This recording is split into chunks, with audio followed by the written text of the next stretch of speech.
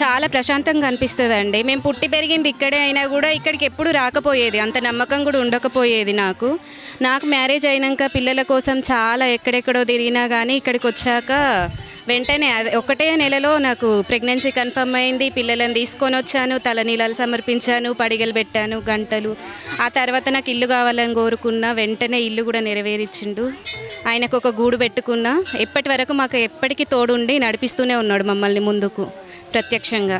ఇక్కడ అప్పుడు చిన్నగా ఉండేనండి చెట్టు. అప్పటి నుంచి స్టార్టింగ్ నుంచి 16 సంవత్సరాల నుంచి మేము వస్తాను. ఇక మా ఆడబిడ్డ అప్పుడు ఇక్కడికి వచ్చినాక మ్యారేజ్ అయింది. ఇక అందరూ సెంటిమెంట్గా భావించుకుంటాం అందరం. మళ్ళీ ఆ నమ్మకంతో మళ్ళీ రావడం జరుగుతుంది. ఇప్పుడు